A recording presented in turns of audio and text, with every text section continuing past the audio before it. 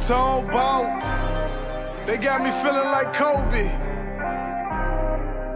Hey, let's go. Go, toe. What's up, y'all? This is Flite Skool Podcast. I'm your co-host, Snootie. Today we don't have Slim.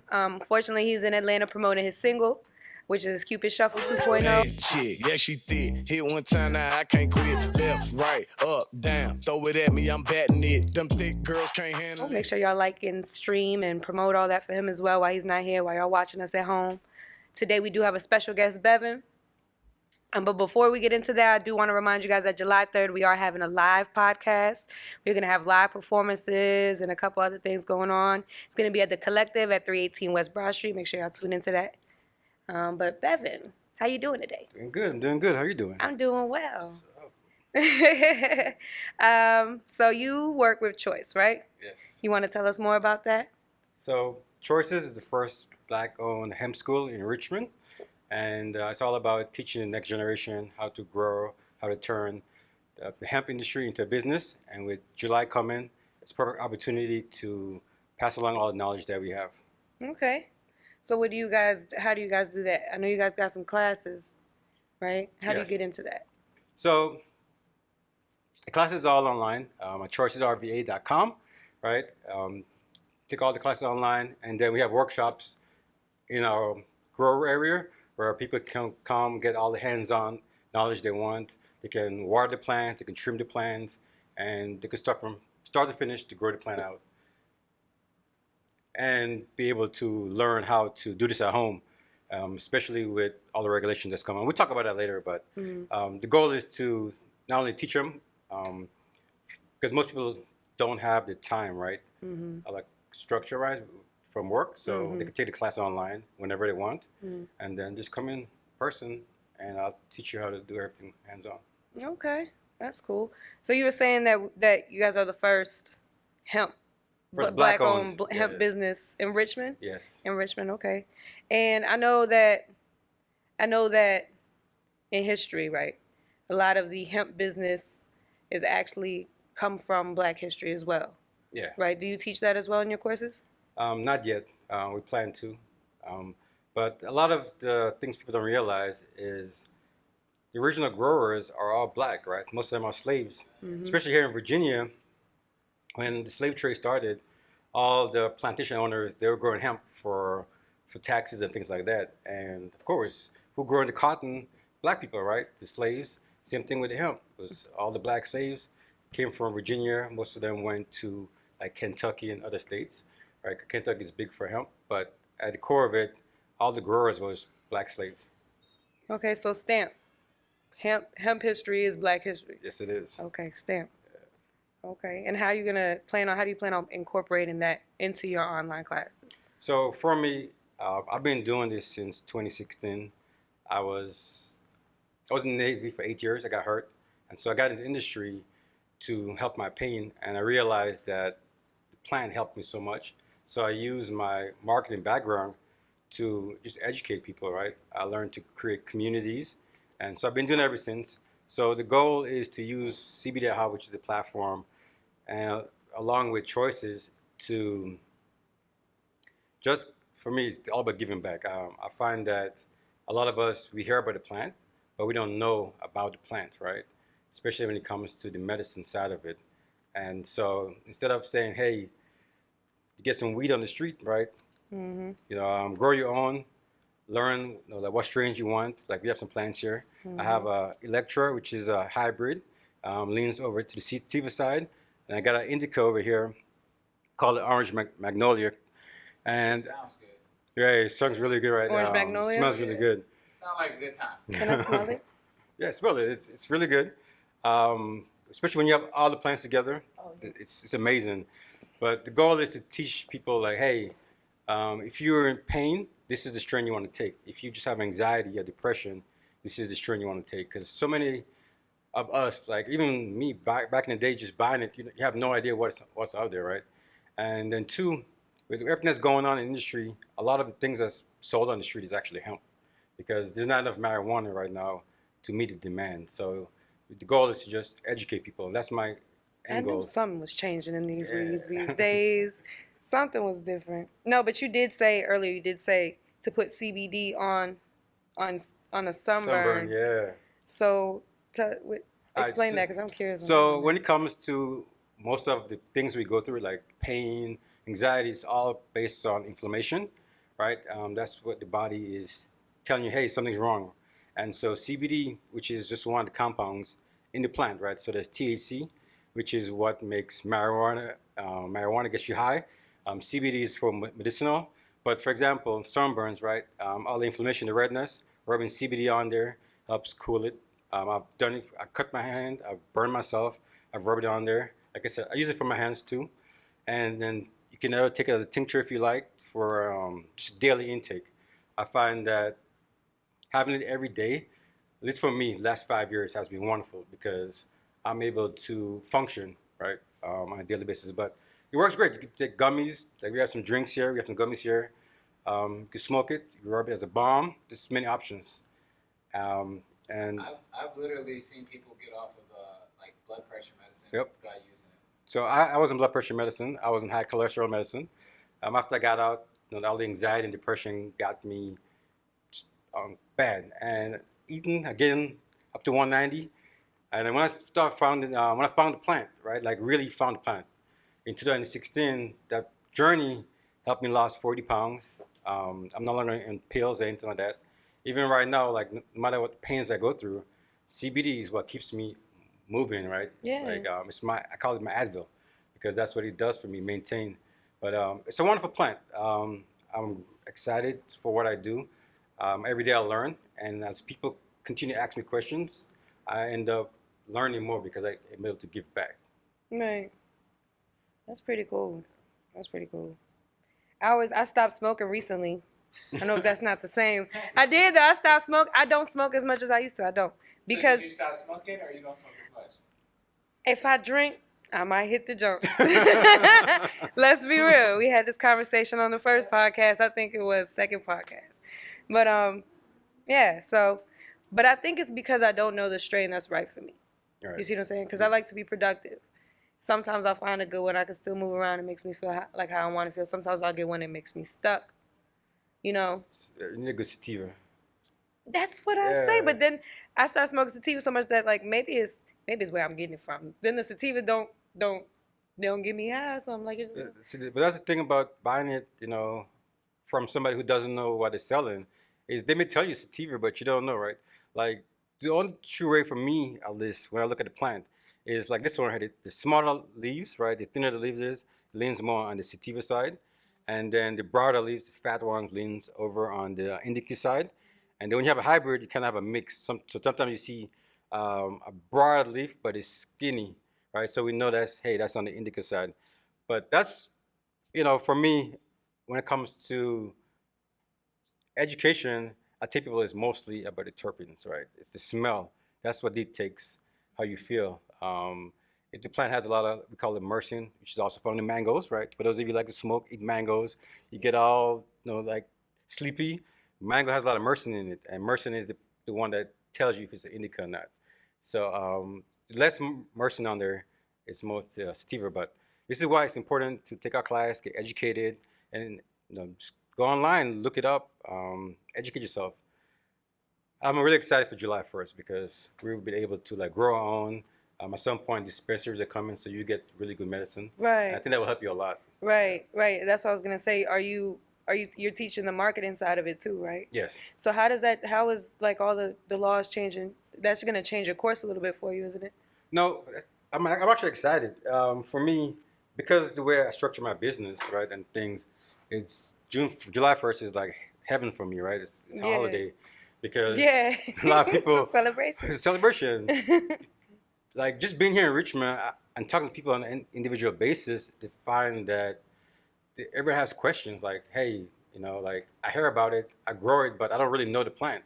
Mm-hmm. And so for July 1st, you have 4 plants, right? 2 of them mature, 2 of them babies.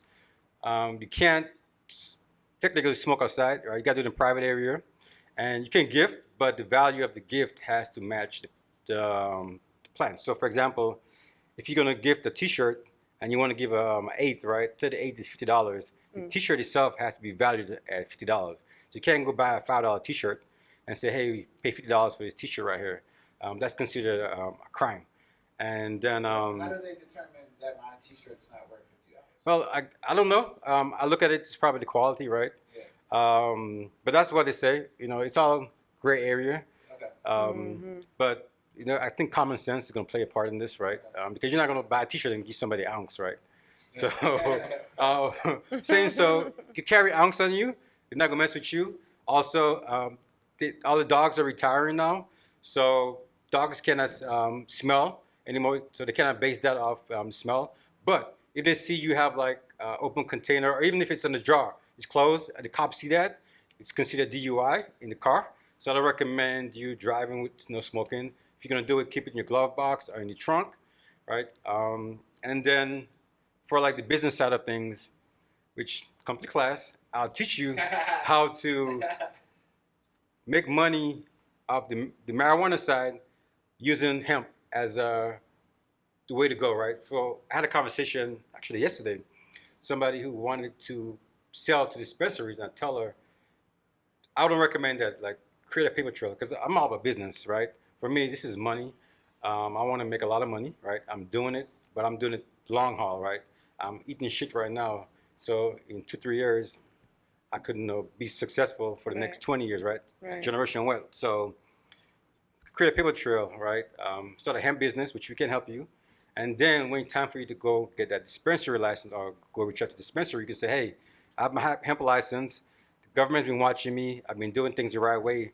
And I've went through all the ups and downs. So now when I come for the real money, in the marijuana side, they can trust me because I went through the right way. Because if I'm a dispensary and you come up to them and say, hey, I've been selling THC drinks for the last 3 years, I want to sell to you. I'm like, who are you, right? I don't know who you are, like, what I'm saying? So get your license, get your hemp license, and then approach the big people, because that's the way to do it, right?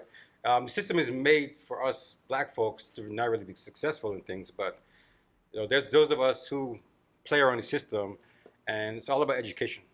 Yeah, definitely. I do appreciate everything that you're saying. I do want a lot of people to also tune in because, as I said, there was a time that I was working very closely with the community, and a lot of people were actually bringing this up like last year, bringing up marketing and all of that, everything that I asked you. And the one thing they were saying is that the industry would be whitewashed through legalization. Now, I know you said you can't really whitewash it. I think what they do mean, though, is from what you said on the raids and the fines. They're concerned that it will be it'll be more targeted. You know what I'm saying? So that is important for people to also know that if you know what you're doing and if you are educated and you are licensed, you can get around these things. If you are truly a business person in what you are doing, there's no, but so far that somebody can come and pick on you. So I do want people to actually, get with these classes, because it's actually very smart, especially if hemp and all this is something you actually truly enjoy and truly find yourself doing. What he's saying is very important. He's really dropping some stuff for you. So if you could tell them, how to get involved in your events and your classes. Yeah, you got to educate yourself, right? Just to piggyback, because a lot of us,